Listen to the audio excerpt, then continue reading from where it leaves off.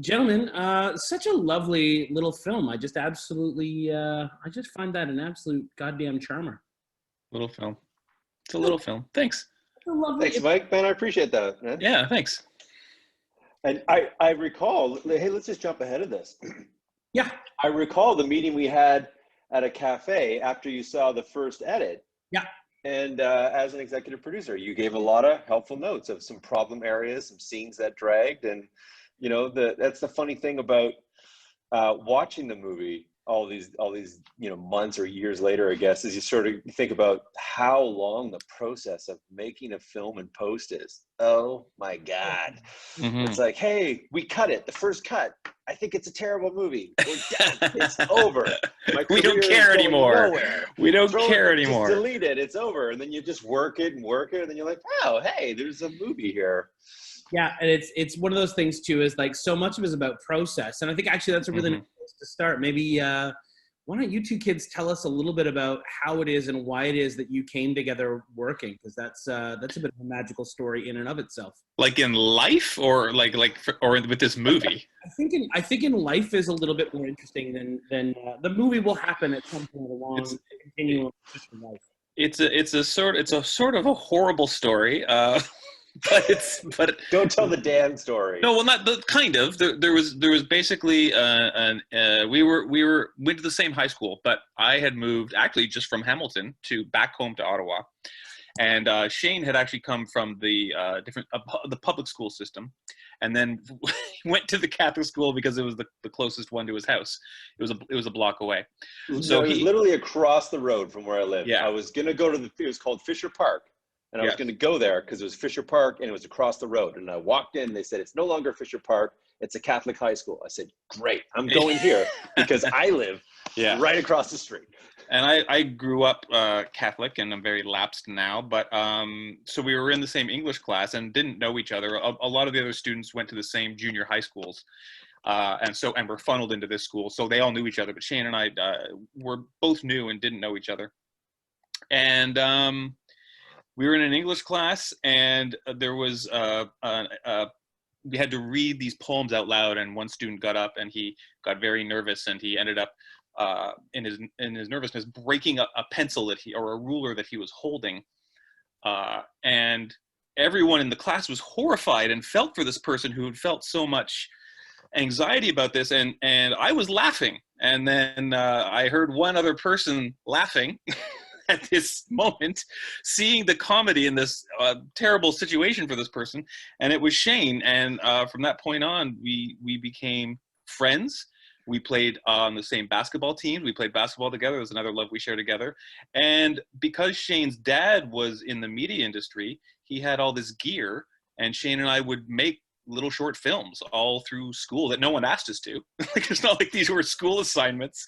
And we're like, let's make film versions. We just made films together. And that really just continued on till to this point. We're still doing it. I think the key part of that story, sorry, Mike, I was going to say, is that the laughter was because it was so awful. This moment was so terrible that this guy was so nervous that he's holding the ruler and then he snaps it. And then he's horrified that he's done this, and he hopes nobody notices. And then Duane and I, of course, notice and laugh our heads off, which makes us jerks. We know this.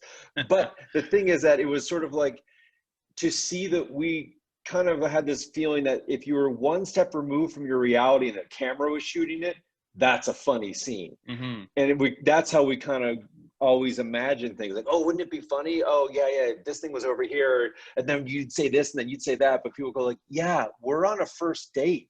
For real. It's not so funny in real life, but in real life, Duane and I found certain things humorous. That's awesome. So you guys have basically known each other for all time. Yeah.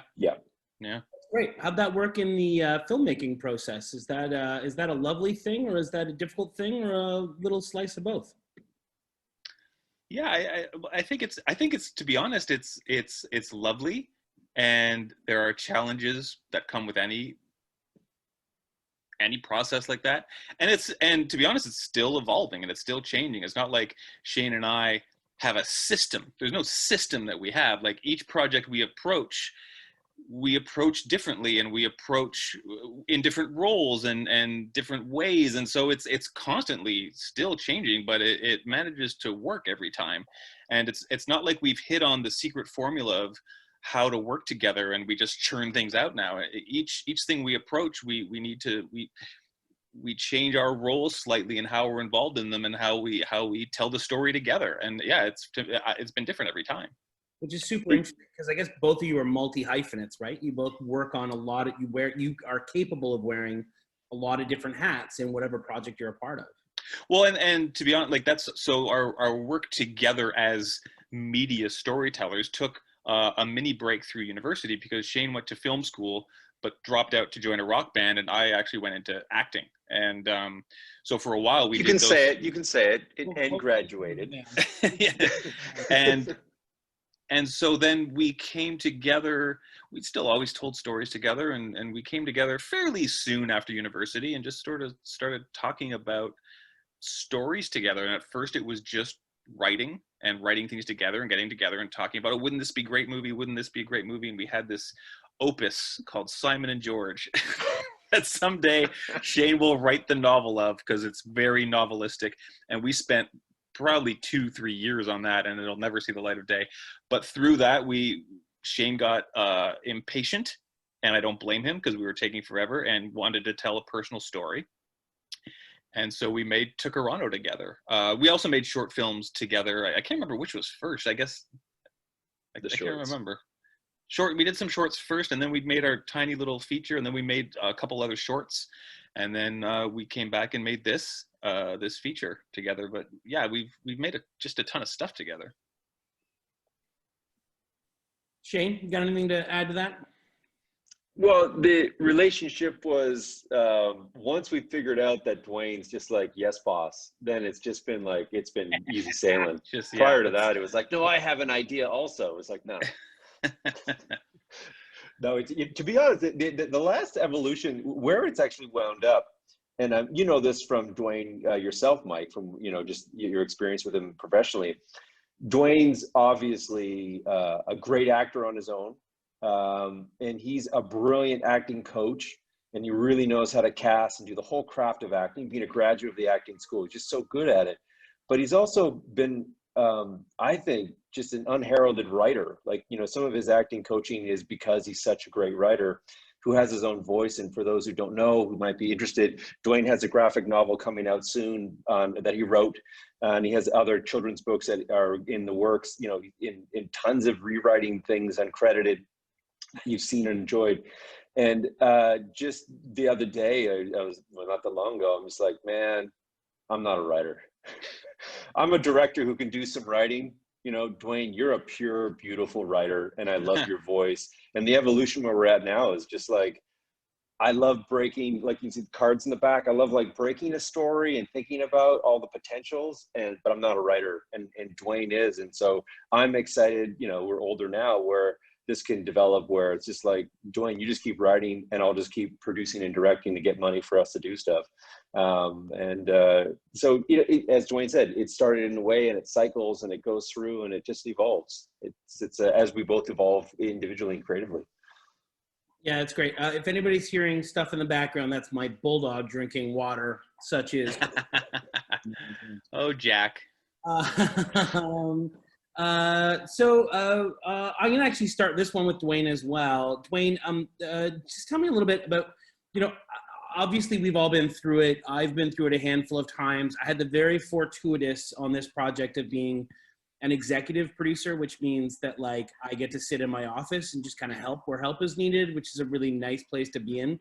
But obviously I have been the capital P producer, ground level, logging through the trenches kind of thing. I mean, just making films is hard. Making films on a tiny budget is even harder. You have to do it. It's important. It's an important place for everybody to sort of put in their work and put in their dues. But I guess, just that question of like, ultimately it's a labor of love. What did you love about this story? Like, why did you write this? Why did you take this out? Why was this the thing that the both of you, I mean, I watched you both really slog for years to get this done. Why was cat? It important for you?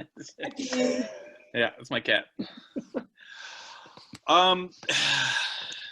That's, you know, it's funny because part of the reason I wanted you on this, Mike, the movie, is because we were friends and we met through the whole TIFF thing. And also I'd known you had done micro budget feature filmmaking as well. So you wouldn't be the type of executive producer to be like, oh, for God's sakes, these fucking guys, like, just, you know.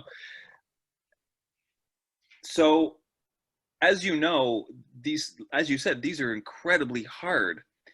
And yet, and when you're done them, when I'm done them, when Shane and I are done these things, we're always like, never again. We're never doing it like this again, never. And then a year later or so, you know, every once in a while, the time passes, you're like, oh, you know what was nice? That, because Mike, as you know, and as Shane knows from working on big CBC things, and I've worked on some big sets, and Mike, you're making big movies. It's not the same, and you do get drawn into that camaraderie and that little family that you can form on making these little films. And to be honest, more than the story itself, because the story, this could have been a $10 million film that we wrote and sold, but it's that idea of being able to write something to budget so that we are able to do that again. Because as much as it's such a challenge, and it you know, affects my health sometimes because of the stress I put on myself for them. When distanced from it a bit, I miss that. I miss that, almost like a small theater company putting on a play. Like, I miss that small, tight crew coming together and doing the thing. And David Hannon, who was our incredible art director and who just, you know, made all this work with no money, still reaches out to us occasionally, just being, so you guys gonna make another movie? Because he misses it too, even though on set he's like, oh my God, guys, come on. Like, so that's what draws me to these is as you said before, the process of making these films, though hard, it can be really satisfying in the end, and there's a little bit more feeling of ownership over them, so that when we're going to a festival and we're showing it, we're like, this is true, this is our film, like this is blood, sweat, and tears. And there's something to that keeps bringing me back to making these kinds of films. And though we've said never again because they're friggin' hard, things bubble up, and I think, oh, maybe we should do this, maybe we should do it again. There's a freedom to it that I miss every time I'm away from it. Yeah, I know, I totally get it. Like, as a producer, one of my things that I absolutely loved about the first round of films that we were doing was that being the producer of tiny little student level things meant that you were in charge of craft, and I just loved cooking. And I literally because I loved feeding people. Like, it was literally my first, like, well, I can be useful in this capacity. It's great. Yeah, Sorry, yeah. You want to jump in, man? But no, I was just going to say that, you just to fill that in a bit more for the folks at home, the total budget for Red Rover was $50,000. So that was everything, from idea to here's the edit, here's the hard drive, you know, put it out there in the world. And even first round of post, that even included that. It did. Yeah. And with that, you know, so, you know, as Duane's, it's interesting that, you know, Duane's absolutely right, and you're well, Mike, to this idea that you wear many hats when you do that. So you're doing things like, you know, we had certain meal days were sponsored by family members. Yeah. So they would send things in. They would send a frozen casserole, whatever, and, you know, those kinds of things. And that would be served that day. And so we had donations of Savory Grounds donated a giant 20-pound bag of coffee beans to the shoot. Like, you know, just through friends of friends, you kind of just, you're filling in. And there's something, when Duane was explaining, all these images of these days pop into my mind, you know, somebody doing something that's just so generous and so unexpected, that's such a team family environment and effort together. But I would also say the never again part for me as a director, who was also the DP, camera operator, you know, sharing first AD duties with David Hannon, those kinds of things. I say to Christian, I'm like, you know, whether it's $30 million or $1 million, you as an actor, provided that you have the safety and the time to do what you want to do, you can always be at the $100 million level.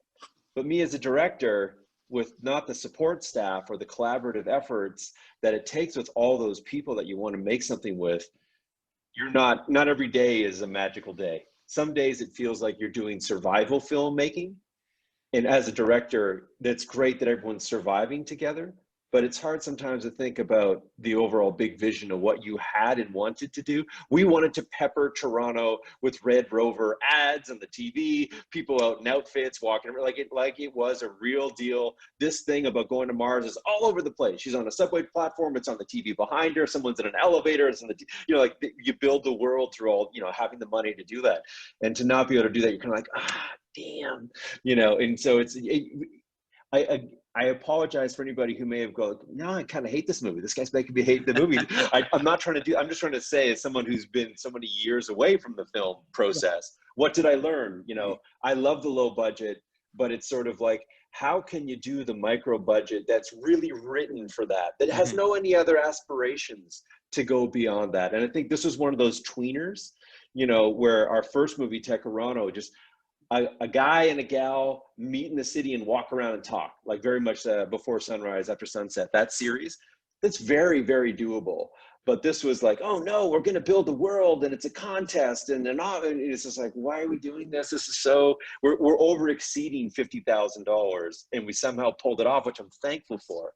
But I wish we had more money for more days, for more time, for more collaboration, and James Klopko would be there shooting it, and we have a first AD, and you would be able to be there every day helping us run the show, because we could pay you. Those are the things I look back on and go, yes, but. He's a champion. He's a champion. And actually, that's really great. There was actually a question in the Q&A from Claire O'Brien, just asking about, how it is that your small budget, how does it inform, filming, writing choices you made? So you started touching on that really well.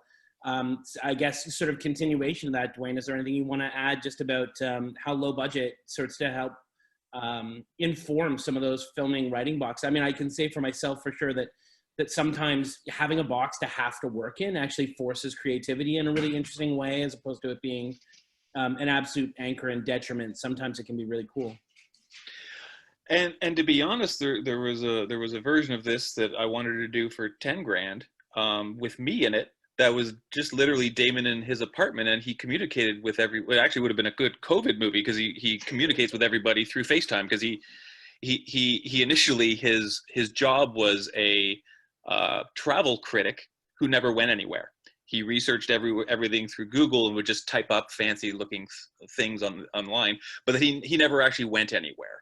And so there was a version of this where he builds his space pod and he lives the space pod, but 90 minutes of that would be tough.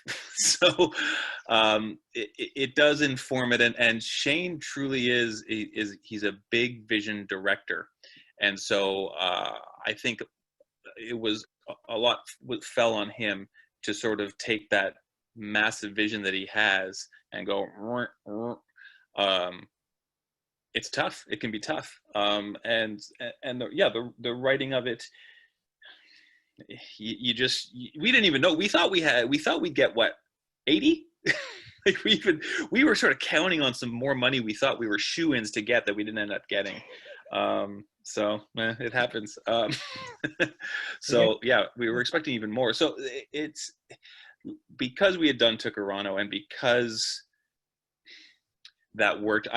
We had ideas of how we could make it work, given enough favors. We knew what we could get as favors. We had you come in as a favor to help with Karima doing admin for us, like all that stuff. And so you just kind of ballpark it and go, I think we can do this for this much. And we were wrong, but we pulled it off. But yeah, it was written to be small, and then definitely in the head is a $50 million version of it kicking around for sure. Yeah, and writing small is like making that list of what are the things we know we have that we can use. Like, I live here, so we use, that's Damon's backyard's right there, like, so, and Duane lived in an apartment building. He's like, I talked to the landlord, we can get Damon's apartment downstairs. So, you just start filling in the list of things of what you can do.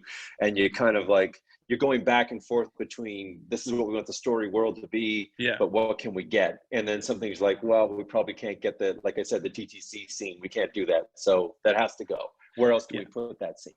And even the central conceit of, because initially there were different versions of this story, but eventually because of the budget and because we wanted to make a feature, it was, it's this guy trying to make a video to get into this competition. And so, okay, great, we can use iPhone footage. We can have her shooting this stuff. It puts him into action. Oh, we can use outdoor parks. There was initially a scene in a gym because I had a membership at a 24-hour gym. That got scrapped and we moved it to the outside because it's just easier to get and we don't have to worry about security coming in to kick us out at 11 p.m., you know? So yeah, you build the story conceit around a small budget, and then you get into the micro stuff of, okay, well, how can we actually execute this now? And you know, one of our most, I think, beautiful cinematic bits is stuff we stole at the X. And that was another thing I knew, was like, oh, if he's doing training, I know the X has space rides, and I know it has that one beautiful long shot opportunity thing on that ski lift type thing. And then you write it in, and then you aim to shoot when it's open. So our shooting schedule is based around two things: the X being open and Christian's a 3-week availability window. Yeah, and it's interesting too, because it's I have a new film that we're working on that obviously has a much bigger budget, and it's really funny sitting around trying to figure out what it costs to shoot at something like the X. You know, for real, yeah. I was doing TV where I'm just like, son of a bitch, that's gonna be. Yeah. Another question that just came in on the Q&A from Yasmin. Absolutely lovely point. Her question is, how did you select the actors? Love Cara Gee.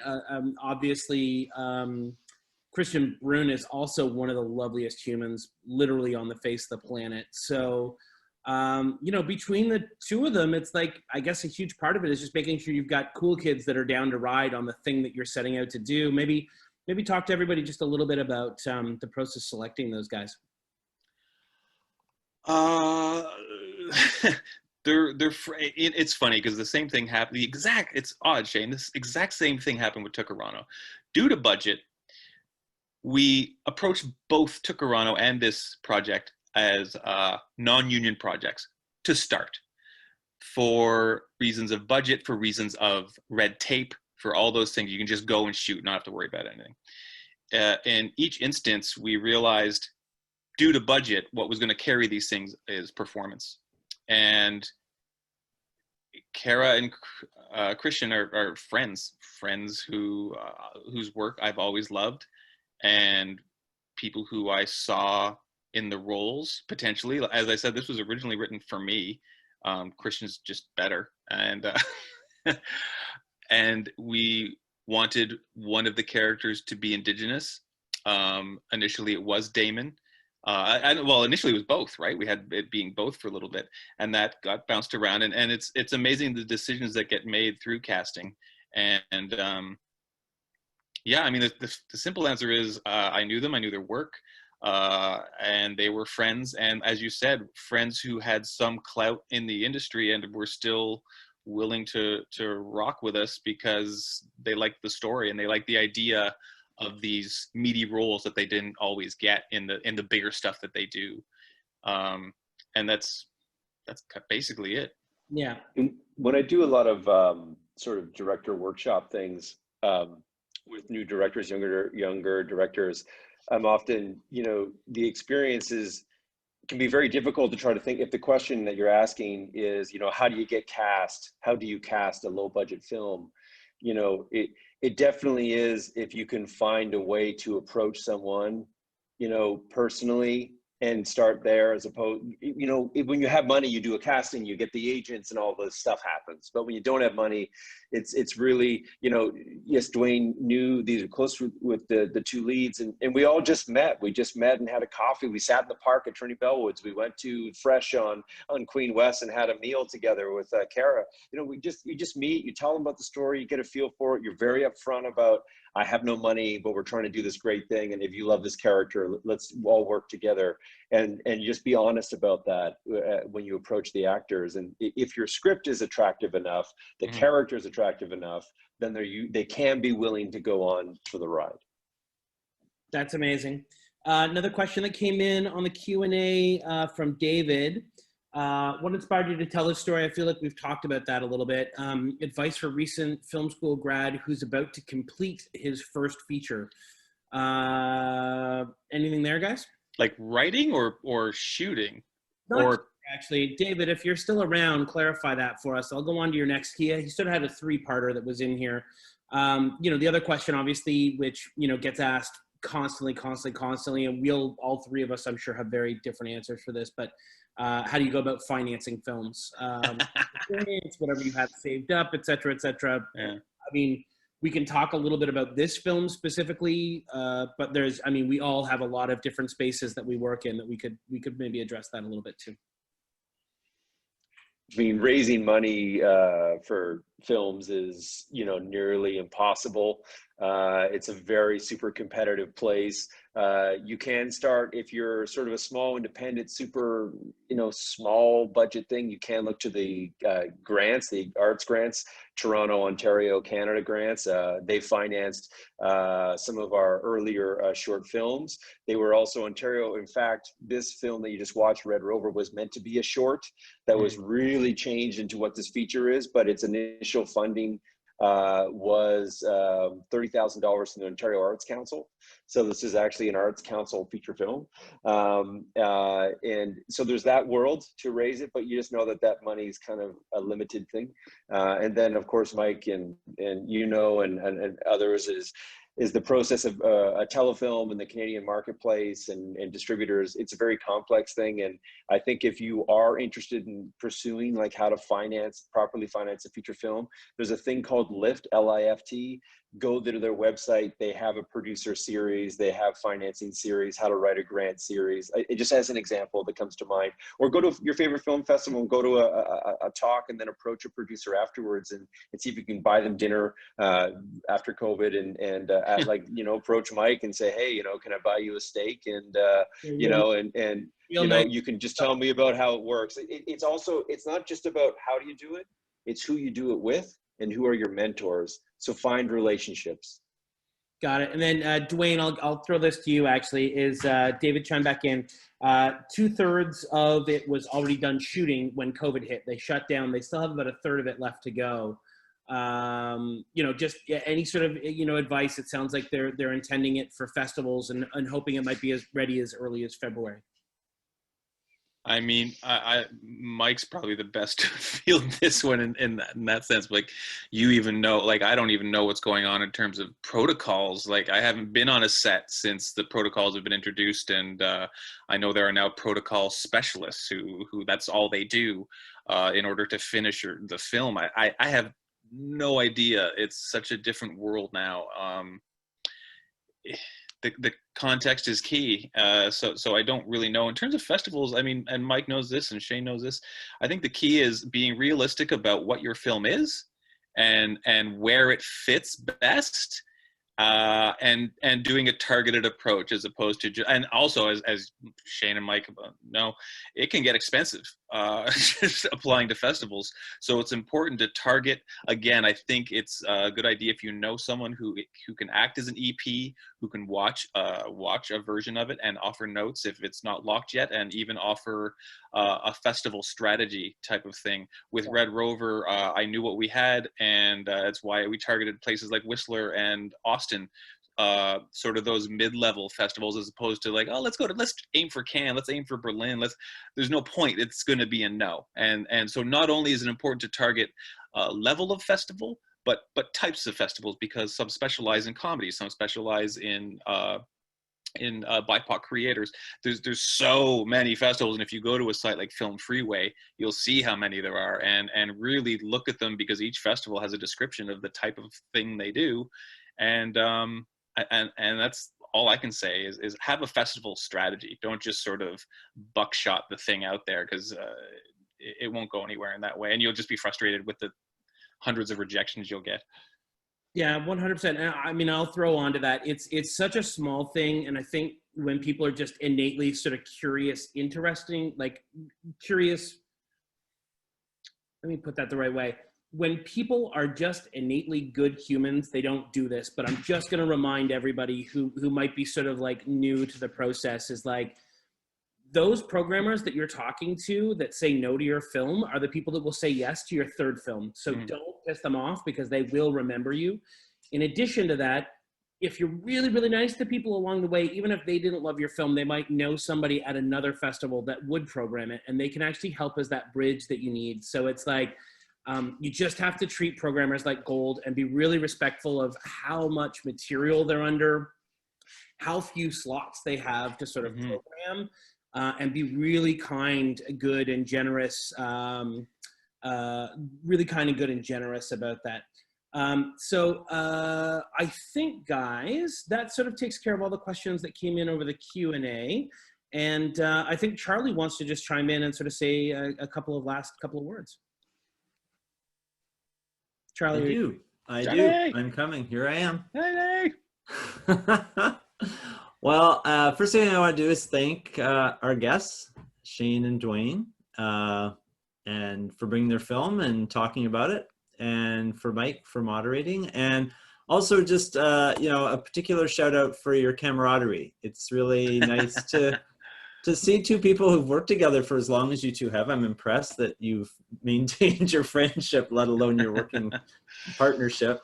And Mike, I feel like I was really impressed at the story that you were helping them out sort of pro bono, and that you work along a spectrum of budgets, so that I was totally floored when you had said it was $50,000 budget, because I'll just tell you, it looks a whole lot more than that. And I wasn't thinking, like, sometimes when you see a film, you realize the limitations of the budget as you're watching it.